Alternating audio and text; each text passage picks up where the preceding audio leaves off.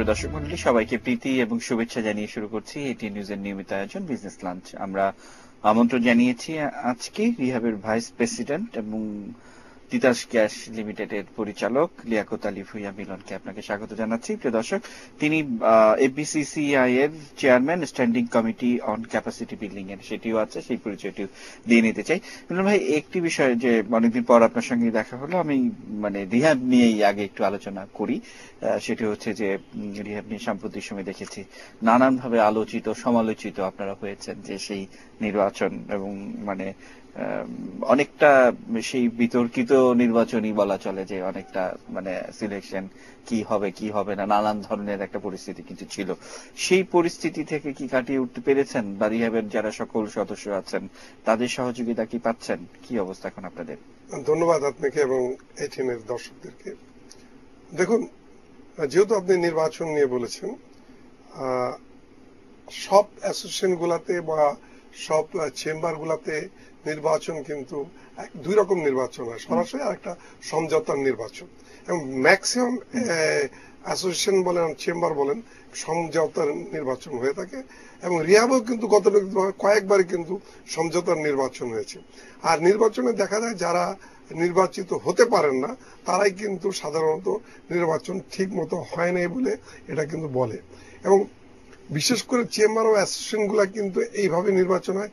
আপনি দেখবেন যে ইন্ডিয়ান যে FICCI, federation of chamber of industry Indian, সেটা কিন্তু কোনো নির্বাচন হয় না। আপনি জেনে দেখবেন যে ওখানে কোনো নির্বাচন হয়, ওটা কিন্তু সমঝোতার মাধ্যমে প্রতি বছর নির্বাচন হয়।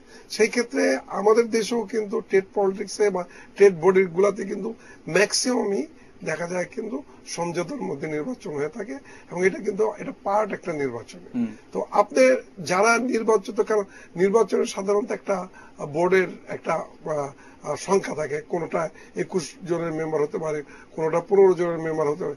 সেক্ষেত্রে ধরেন 40 জন দাঁড়ালো, 50 জন দাঁড়ালো, যখন ওই 50 জন তো আর নেওয়া সম্ভব না, সেখানে 21 জন আসার পর ওই বাইরের লোক যারা থাকে তারা কিছুটা হলে একটু মনক্ষুণ্ণ হয়, তারাই কিন্তু মনক্ষুণ্ণ হয়। কিন্তু সাধারণ মেম্বাররা কিন্তু এই ব্যাপারে কোনো আগ্রহ নেই। এবং সাধারণ মেম্বাররা কেন আগ্রহ নেই? কারণ এই যে নির্বাচনটা যখন শুরু হয় বা প্রক্রিয়া চালু হয়, আমাদের বিশেষ করে আমার যে নিজস্ব অবজারভেশন, কিন্তু এটা আমার ব্যক্তিগত ব্যাপার, ব্যক্তিগত কথা, আমি দেখেছি যে আমরা যারা দাঁড়াই তারা কিন্তু ইলেকশনে যারা দাঁড়ায় তারা কিন্তু সাধারণ মেম্বারের কাছে যায় না কোনো সময়, এবং সাধারণ মেম্বারের কাছে ভোট চাওয়ার জন্য চায় না। তারা কিন্তু সমঝোতার জন্য দৌড়াদৌড়ি করে ম্যাক্সিমাম টাইম বিভিন্ন জনের কাছে যায়, বিভিন্ন সমঝোতার চেষ্টা। তুমি প্রত্যাহার করো, আমরা তোমাকে এই সুযোগ সুবিধা দিচ্ছি। এইবার একটু মনে হয় না যে একটু বেশি, যে মামলা মোকদ্দমা পর্যন্ত? না, মামলা মোকদ্দমা তো হবেই। এটা যে কোনো নির্বাচনে এটা একটা অভ্যাসে পরিণত হয়েছে। তা এখন ধর হচ্ছে কি, জাতীয় নির্বাচনের রেসটা এই ধরনের অ্যাসোসিয়েশনের নির্বাচন না, এটা আমি তা বলবো না। এটা কিন্তু কত ফেডারেশন বা অন্যান্য জায়গায় কিন্তু এই ধরনের নির্বাচন হয়ে আসছে আর কি।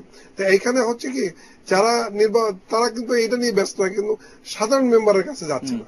সাধারণ মেম্বাররা কিন্তু এটা কিন্তু খুব লক্ষ্য করার পর তারা দেখে যে তখন তারা নির্বাচিত হতে পারে না, তখন কিন্তু সাধারণ মেম্বার কাছে বলে, গণতন্ত্র পুনরুদ্ধারের জন্য কিন্তু চেষ্টা করে বা বলে, তখন কিন্তু সাধারণ মেম্বাররা কিন্তু, আপনি যে প্রশ্নটা বললেন যে সাধারণ মেম্বার এখন বুঝতে পারছে যে এরা কয়েকজন নির্বাচনের জন্য দৌড়াদৌড়ি করে, যখন নির্বাচিত হতে পারে না তারাই তখন এরা সাধারণ। তাহলে আপনি বলতে চাইছেন যে আপনারা এখন পরিস্থিতি অনেটা সাধারণ মেম্বাররা চায় কি, তারা চায় রিহাবের বা যে কোনো অ্যাসোসিয়েশনের সাধারণ মেম্বাররা চায় তার নেতারা কি ঠিক মতন কাজ করছে কিনা, তাদের চাহিদা কি, সেগুলা তারা চেষ্টা করে ফুলফিল করার জন্য, সেইগুলা চেষ্টা করা হচ্ছে রিহাবে।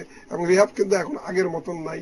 রিহাব কিন্তু তার বিভিন্ন জায়গায় যে ট্রেড বডির যে কাজগুলো করা দরকার, রিহাব কিন্তু সেই কাজ।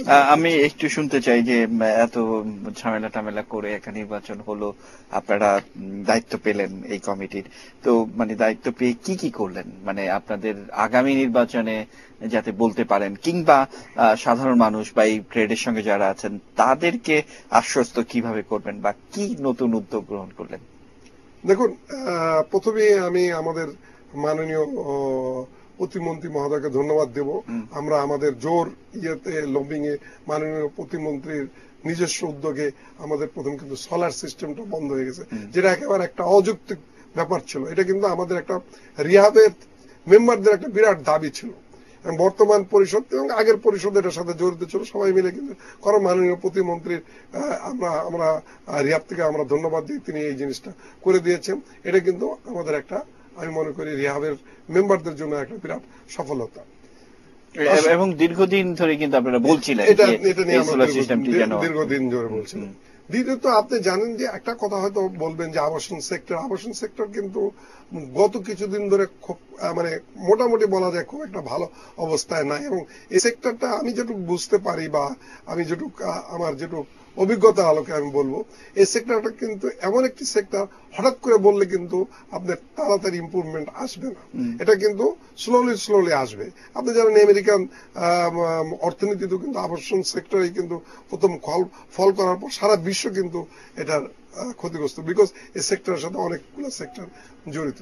এখন আসেন দ্বিতীয়ত, আমরা একটা বিরাট প্রোগ্রাম হাতে নিয়েছি, যেটা আমাদের রাজুক আমাদের জমি দিয়েছে আপনার উত্তরায়, সেখানে আমরা একটা শ্রমিকদের জন্য একটা ট্রেনিং সেন্টার করছি, এটা শুধু আমাদের রিহাবের মেম্বারদের ভালো হবে না, সাথে সাথে পুরা দেশেরও একটা বিরাট অর্থনৈতিক মানে উন্নতি হবে। কি হবে, আমাদের যে লেবার গুলা এখান থেকে বা শ্রমিকরা বিদেশে যায়, তারা কিন্তু উইদাউট ট্রেনিং, যেখানে কোনো এই ধরনের কিন্তু ট্রেনিং সেন্টার নাই। আমাদের এখানে একটা ট্রেনিং দিয়ে যদি শ্রমিকরা যায়, এখানে অনেক ধরনের শ্রমিক আছে, এই শ্রমিকগুলো যখন এখান থেকে যাবে আপনার বিদেশে, এখান থেকে একটা সার্টিফিকেট যখন পাবে, সেখানে কিন্তু বিদেশেও কাজ করতে পারছে এবং আমাদের এখানেও কাজ করতে পারতেছে। ফলে হবে কি, এই ট্রেনিং সেন্টারটা কিন্তু বিরাট একটা ভূমিকা রাখবে বাংলাদেশের অর্থনীতিতে, এবং এটা আমরা কিন্তু শুরু করতেছি। আমরা আশা করছি যে আগামী বছর আমরা এটা শুরু করব, এবং এটার জন্য কিন্তু একটা ফান্ড দরকার। আমরা একটা সুইস অথরিটির সাথে আলাপ করেছি, তারা একটা ফান্ড দিবে এখানে ট্রেনিং করার জন্য, তারা চেষ্টা করে। এটা যদিও এখন একেবারে প্রাথমিক অবস্থা আছে, তা আমরা বলতে পারি অদূর ভবিষ্যতে এটা হয়ে যাবে। তখন কিন্তু রিহাব একটা বিরাট মানে রিহাবের কিন্তু একটা গ্রহণযোগ্যতা, এবং এটি কিন্তু দীর্ঘদিন ধরে নির্মাণ শিল্পের সঙ্গে অনেক বড় বড় লোকজন জড়িত, কিন্তু একটা প্রশিক্ষণ কেন্দ্র গড়ে তোলার যে একটা উদ্যোগ বা প্রয়োজন, সেটি কিন্তু কেউ খুব একটা নেয়নি, এবং সে প্রেক্ষিতে রাজুকের সহযোগিতা আপনারা করছেন, এটি একটি ভালো দিক। এবং এটি আর আপনাদের যে সম্প্রতি সময় আমরা দেখেছি যে সববার আপনারা সাধারণ মানুষের আস্থা অর্জন করার জন্য মেলা করে থাকেন এবং দেশের বাইরেও এই মেলাটি করেন, এবং অনেকাংশেই আমরা দেখেছি যে সেটির প্রধানতম একটা বড় ব্যাপার হয়ে থাকে যে তাদের একটা সহযোগিতা বা তারা এসে এখানে কিনতে পারেন, বা বিদেশি যারা প্রবাসী আছেন তাদের অর্থ দেশে আসে, এরকম ব্যাপারগুলো থাকে। তো সেই ধরনের উদ্যোগ কি আছে কিনা? আমি একটু মেলার কথা একটু পরে বলি, আমার আরেকটা পার্ট কিন্তু শেষ হয় নাই, যে আমরা উন্নয়নমূলক কাজগুলো যেগুলো করছি। এখানে আরেকটা ব্যাপার হচ্ছে, আমি বর্তমান সরকারকে ধন্যবাদ জানাবো, এই রিহাব কিন্তু প্রথমবারের মতন একটা স্যাটেলাইট সিটি করতে যাচ্ছে মিরপুর কালসি এলাকায়। এটা কিন্তু ন্যাশনাল হাউজিং এবং রিহাব পিপিবির মাধ্যমে, এবং এটা আমাদের সাথে যেভাবে চুক্তি হতে যাচ্ছে, যে প্রথমে আমরা 15 বিঘার মধ্যে একটা টেস্ট প্রজেক্ট করব, করার পর ওখানে 450 বিঘা জমির মধ্যে রিহাব কিন্তু এই প্রকল্পগুলো করতে যাবে এবং রিহাব মেম্বাররা করবে। এটাও কিন্তু রিহাব মেম্বারদের জন্য একটা বড় একটা সুখবর, এবং এটাও দেশবাসীর জন্য সুখবর। এখানে লো কস্ট মানে স্বল্প এবং মধ্য আয়ের লোকদের জন্য এখানে ইমারত তৈরি করা হবে। তো এটা কিন্তু রিহাবের মাধ্যমে হতে যাচ্ছে, এটা রিহাব সদস্যদের জন্য একটা সুখবর।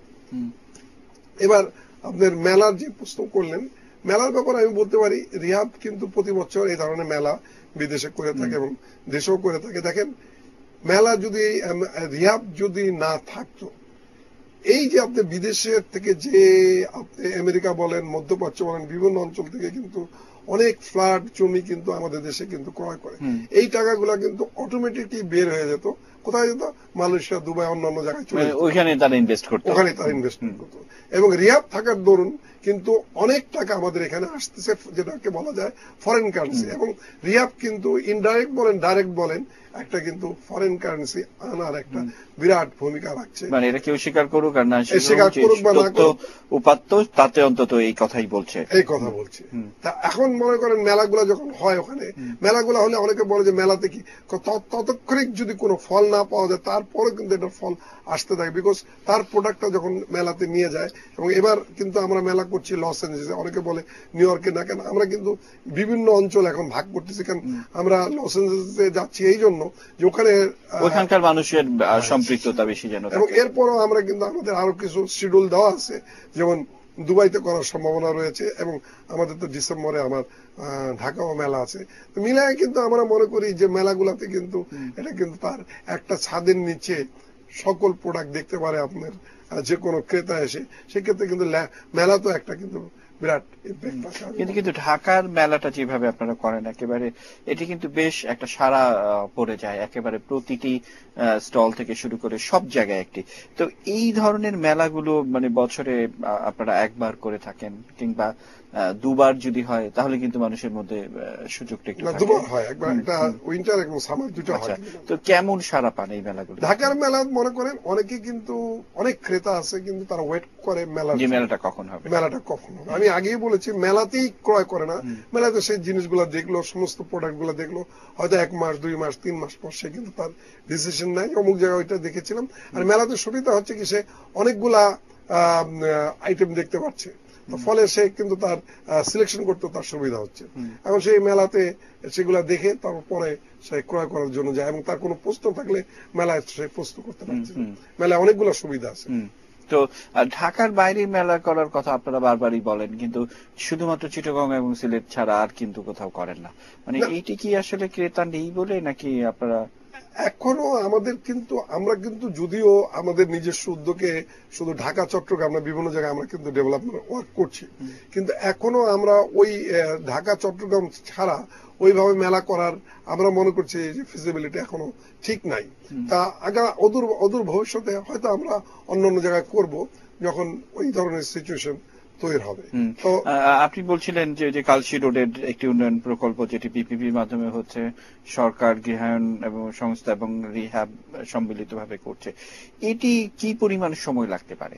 এটি সাধারণত একটা বিল্ডিং করতে গেলে মানে যে কোনো প্রকল্প হাতে নিলে 2 থেকে 3-4 বছর লেগে যায়। তা আমাদের এই প্রকল্পটা আমরা চিন্তা করছি যে আমরা 5 বছরের মধ্যে একটা টার্গেট নিয়েছি যে আমরা আগামী মাসে আমরা আশা করছি যে চুক্তি হয়ে যাবে। তো এটা ফেজ বাই ফেজ সব কাজ হচ্ছে।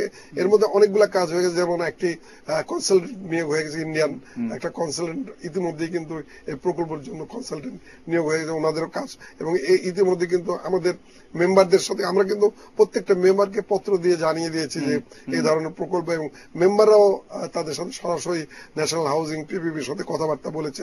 একটি আমরা স্থানীয় হোটেলে এই ধরনের একটি প্রোগ্রাম 2 দিনের প্রোগ্রাম ছিল, সেখানে মেম্বাররা কথাবার্তা বলেছেন।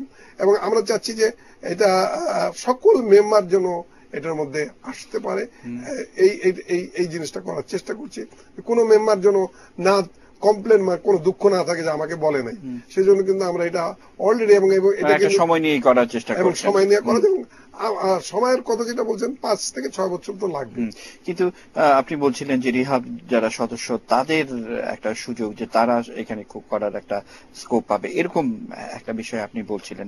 এবং এইটা যেমন সত্যি কথা, আবার বাংলাদেশের চিরাচরিত ব্যবসায়ের যে নেচারটি, যে মানে যেখান থেকে একেবারে মানে যেনতেন ভাবে একটা কিছু করে এমন ভাবে একটা ক্রিয়েট করা, যারা বেশি সুযোগ সন্ধানী তারাই সুযোগটা পেল, বা অতি সাধারণ ছোট নির্মাতা যারা তারা পেল না, এরকম একটা ব্যাপার কিন্তু হতেই পারে। মানে সেই ব্যাপারে কি কোনো কিছু? এই কথাটা আপনি বলেছেন, এটা অনেক ক্ষেত্রে হয়, আবার অনেক ক্ষেত্রে হয় না। তো আমরা চেষ্টা করছি যে যেমন আমরা কিন্তু প্রথমেই কিন্তু আমরা 15 বিঘার মধ্যে কাজ আরম্ভ করছি। এটাও কিন্তু একটা পাইলট প্রজেক্ট, বিকজ এটা আমরাও নিজেরাও টেস্ট হবো যে আসলে আমরা করতে পারবো কিনা, এবং সরকারও দেখবে যে আমরা করতে পারবো কিনা। আমরা কিন্তু বড় আকারে যাচ্ছি না। তো সেই ক্ষেত্রে কিন্তু আমরা যে 15 বিঘার মধ্যে কাজ আরম্ভ করব, সেখানে কিন্তু আপনি এখন বলতে পারেন যে ডেভেলপার কিভাবে নিয়োগ হবে, মানে ডেভেলপ কারা করবে। এখানেও আমরা কিন্তু এখনো আমরা এটা করিনি। আমাদের যারা এক্সপার্ট আছে, যেহেতু আমি টেকনিক্যাল সাইডটা কম বুঝি, যদিও আমি এই প্রকল্পের আপাতত কনভেনার, তারপর আমি মনে করি যে এখানকার যারা বেশি আপনার যে আমাদের লাইনে যারা এগুলা বেশি বোঝে, তাদেরকে নিয়ে আমরা বসে যে আমরা একটা নীতিমালা করব যে এই ধরনের লোক এই ধরনের ডেভেলপার এই কাজগুলো করে। কেন আমরা যদি আমাদের কাজটা সুষ্ঠু এবং সুন্দরভাবে না করতে পারি, এতে কিন্তু আমাদেরও দুর্নাম, সাথে সাথে পুরো প্রকল্পটাই কিন্তু ভেস্তে যেতে পারে। সেজন্য এবং যে কথাটি আপনি বলছেন যে যেহেতু এটি পাইলট প্রজেক্ট এবং এখান থেকে অনেক কিছু শেখার আছে, রিহ্যাব যেমন শিখবে তেমন শিখবে জাতীয় গৃহায়ণ কর্তৃপক্ষ এবং সরকারের পিপিপির আওতায় যে সমস্ত প্রজেক্টগুলো ইতিমধ্যেই পাইপলাইনে আছে সেটি যেন গতিশীলতা পায়, সেটিও দেখার কিন্তু একটা বিষয় কিন্তু থাকে। এই বিষয়গুলি নিয়ে আমি কথা বলবো, তার আগে আমরা আবারও একটি ছোট্ট বিরতি নিতে হচ্ছে। প্রিয় দর্শক, অনুষ্ঠানের এই পর্যায়ে নিচ্ছি ছোট্ট বিরতি, থাকুন এটি নিউজের সঙ্গে।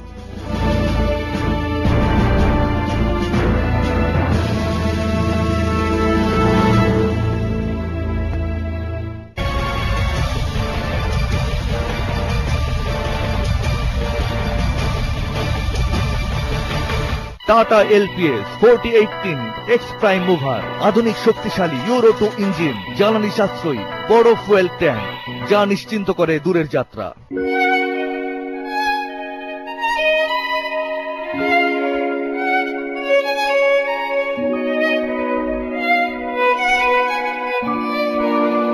গ্রামীণফোন আজ 5 কোটির নেটওয়ার্ক, আর তাই কথা বলুন সব জিপি নাম্বারে 24 ঘন্টা মাত্র 5 পয়সায়। চলুক অনুভূতির উৎসব বাধাহীন।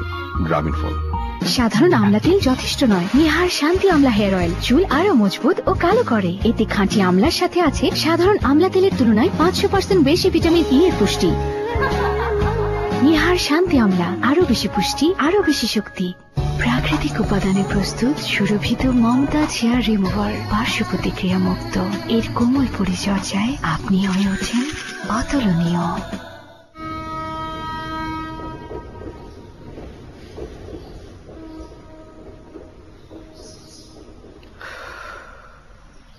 হৃদ পিঞ্জরে আওলা বাতাস যারে ভিড়া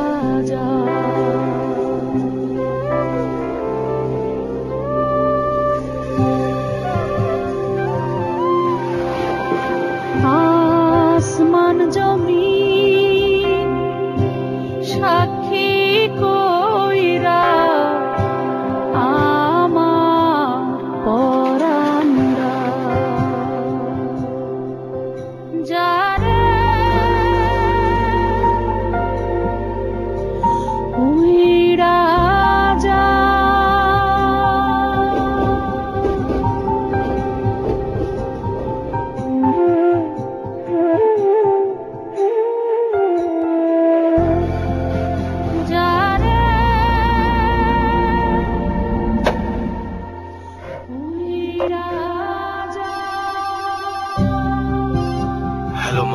শতকোটি অনুভূতি দিয়ে গড়া আমাদের এই নেটওয়ার্ক আজ 5 কোটি মানুষের।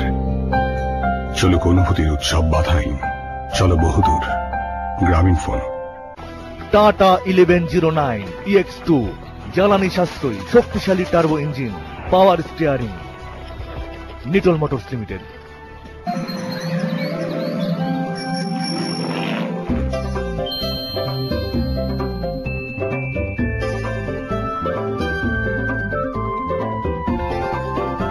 পরিবারের ব্যস্ত সদস্য ফ্রিজটি হওয়া চাই মজবুত ও দীর্ঘস্থায়ী। তাই মার্সেল ফ্রিজ তৈরি হয় উন্নত compressor, 100% copper condenser, high thin metal body, rust free modern door এবং ন্যানো হেলথ কেয়ার টেকনোলজি ব্যবহার করে। Marcel refrigerator.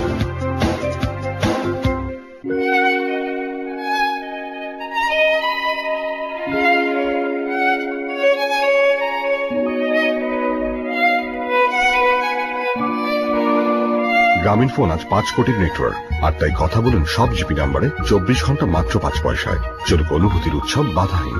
গ্রামীণফোন। এসে গেল ইন্ডিকা ভিস্তা, আরামদায়ক ভ্রমণের জন্য আধুনিক ডিজাইন ও জ্বালানি সাশ্রয়ী।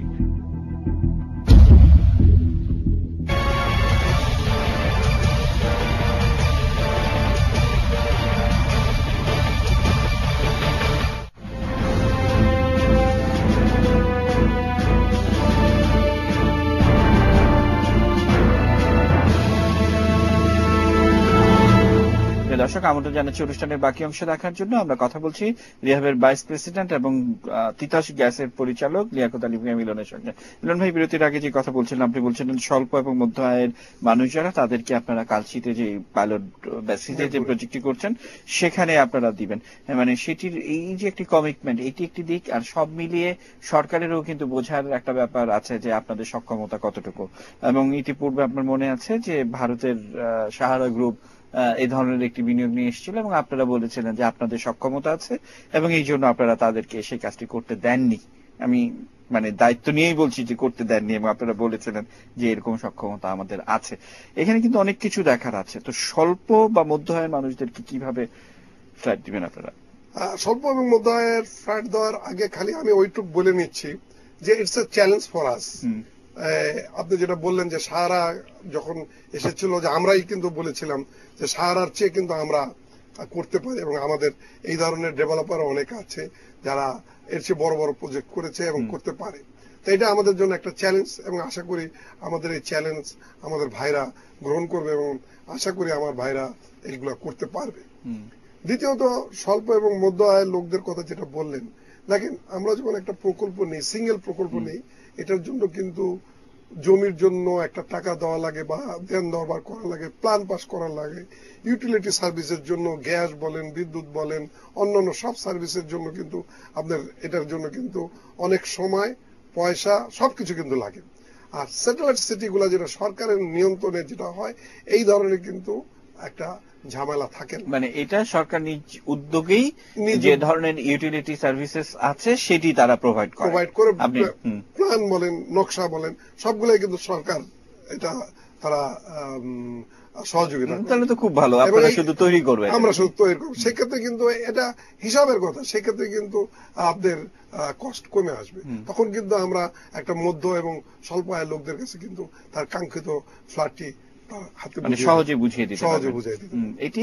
আর আরেকটি বিষয় থাকে যে এটির মাধ্যমে আপনাদের সক্ষমতা আপনারা যাচাই করবেন, যেটি বারবার বলা হচ্ছে, এবং তারপর আপনাদের প্রচুর কাজ করার একটা সম্ভাবনা থাকে।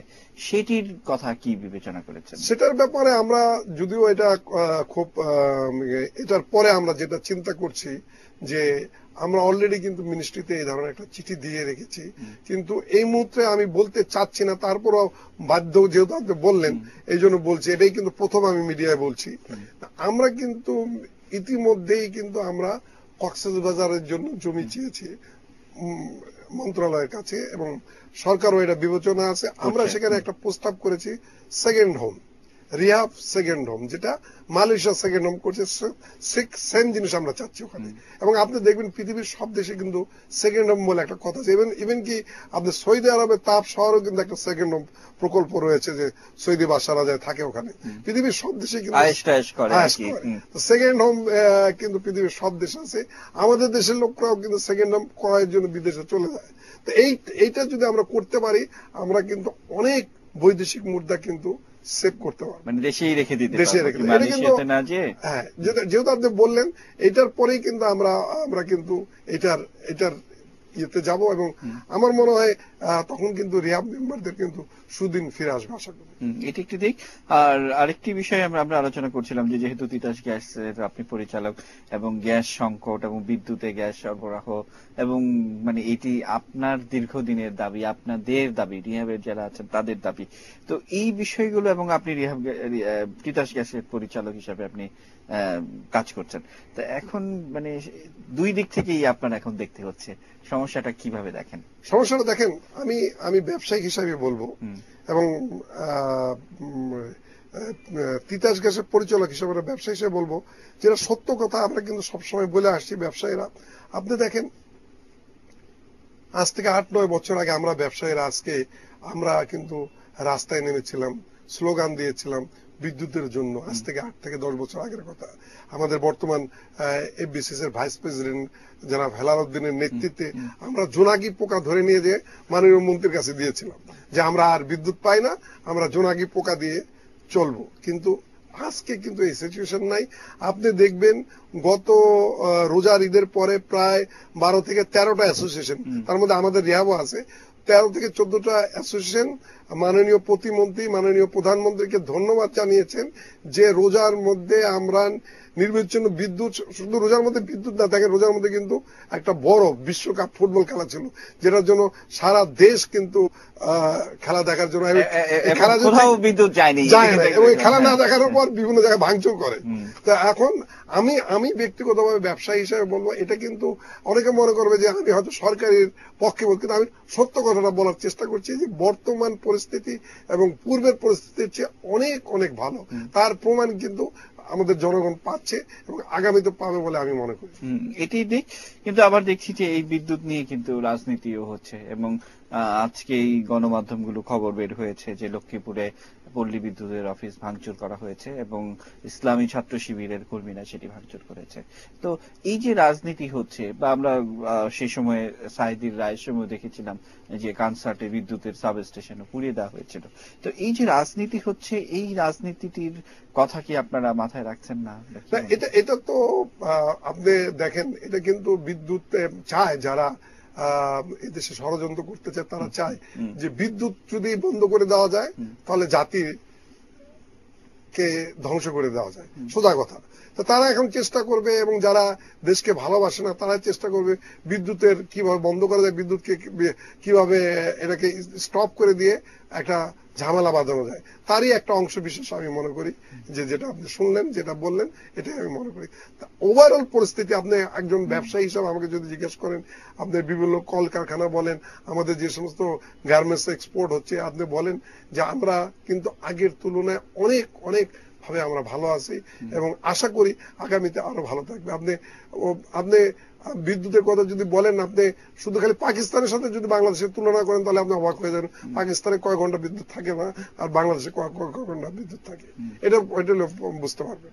আশা করি বিদ্যুৎ আমরা অনেক ভালো আছি। আর গ্যাসের কথা একটু বলতে চাই, তিতাস গ্যাস থেকে মানে এখন যখন বিল্ডিং গুলোতে গ্যাস সরবরাহের যখন আবেদন আসে এবং আপনার টেবিলে যখন যায়, কিভাবে দেখেন? এখন দেখেন, আমাদের এমনি আমি তিতাস গ্যাসের পরিচালক হওয়ার পূর্বেই কিন্তু তিতাস গ্যাসের সাথে আমাদের বিশেষ করে রিহাব থেকে আমরা কিন্তু মিটিং করেছি এবং মাননীয় প্রধানমন্ত্রী কিন্তু এটা চালুও করে দিয়েছে, গ্যাস বিভিন্ন ইয়েতে দেওয়ার জন্য গ্রাস্ত দেওয়া হচ্ছে। তো সেই জন্য আমাদের এটার ব্যাপারে আমরা কোনো চাপের মধ্যে নাই যে অমুক জায়গায় গ্যাস দেওয়া হচ্ছে না। তো মোটামুটি এই সব জায়গা কিন্তু আমরা ভালো আছি এবং আশা করি এই সব জায়গায় গ্যাস ঠিক মতন পাবে এবং সব ঠিক থাকবে। তাহলে আপনি বলতে চাইছেন যে এই বিষয়গুলো আপনি এখন মানে যেহেতু দুই দিক থেকেই আপনি আছেন, সেহেতু খুব বেশি সমস্যা হওয়ার কথা নয়, এটি একটি দিক।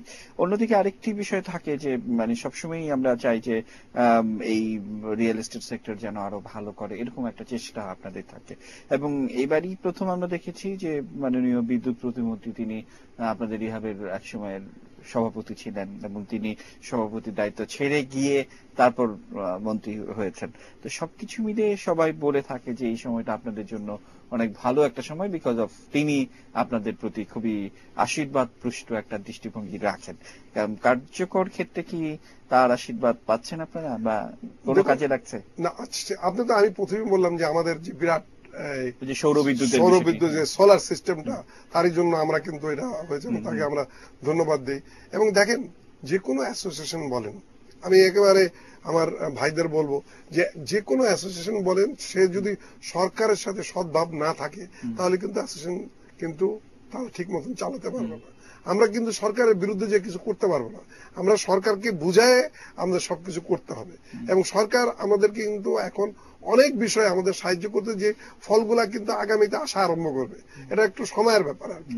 সেই জন্য আমি মনে করি যে আমাদের এই সময়টা যেন একটু ধৈর্য সহকারে এবং বিদ্যুৎ পরিস্থিতি যে কথাটি বললেন বা গ্যাসের কথা যেগুলো বললেন, তো সবকিছু মিলে ধৈর্যের বিষয়টি আপনি আশা করেন? আমি মনে করি ধৈর্যটা ধরলেই আগামীতে ফল পাওয়া যাবে।